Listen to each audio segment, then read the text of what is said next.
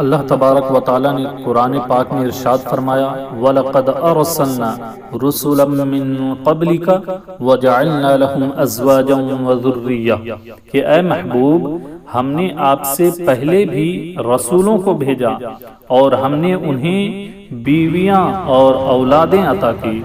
حضرت سیدنا امام غزالی رحمۃ اللہ تعالی علیہ اور دیگر ائمہ کرام فرماتے ہیں کہ اللہ تبارک و تعالیٰ نے قرآن مجید میں اپنے ان نبیوں اور رسولوں کا ذکر کیا ہے جنہوں نے شادیاں کی تھی۔ وَيُقَالُ إِنَّ اللَّهَ تَعَالَى لَمْ يَذْكُرْ فِي كِتَابِهِ مِنَ الْأَنْبِيَاءِ إِلَّا الْمُتَأَهِّلِينَ کہ بے شک اللہ تبارک و تعالیٰ نے اپنی کتاب میں نبیوں میں سے ان نبیوں کا ذکر کیا ہے جنہوں نے شادیاں کی۔ نیز اب آئیے جانتے ہیں کہ حضرت عیسیٰ علیہ السلام نے تو شادی نہیں کی تھی، تو پھر حضرت عیسیٰ علیہ السلام کا بھی قرآن پاک میں ذکر ہے۔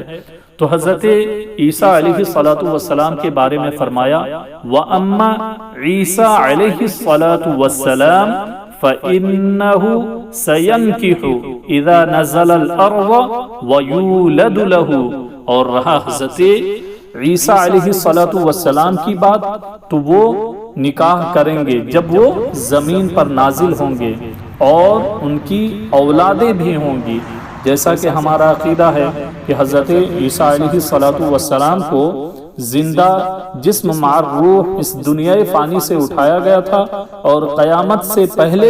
حضرت عیسیٰ علیہ السلام دوبارہ زمین پر نازل ہوں گے۔ اب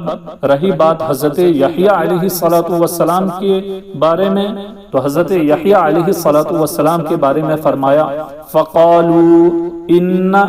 يَحْيَىٰ عَلَيْهِ السلام قد تزوج ولم يجامع قیل انما فعل ذلك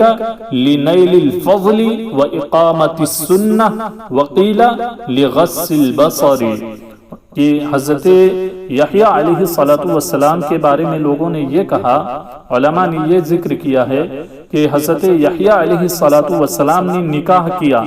لیکن آپ نے اپنی بیوی سے جماع نہیں کیا۔ حضرت یحییٰ علیہ السلام کے بارے میں علماء نے ذکر کیا ہے کہ حضرت یحییٰ علیہ السلام حسور تھے۔ اب آئیے جانتے ہیں کہ حسور کا مطلب کیا ہوتا ہے۔ حسور کا مطلب یہ ہوتا ہے کہ وہ شخص جو قوت جماع رکھتا ہو مگر جماع نہ کرتا ہو، یہ تقوی اختیار کرتا ہو، تو ایسے شخص کے لیے حسور کا لفظ استعمال ہوتا ہے۔ اور حضرت یحییٰ علیہ السلام کے بارے میں یہ بھی فرمایا گیا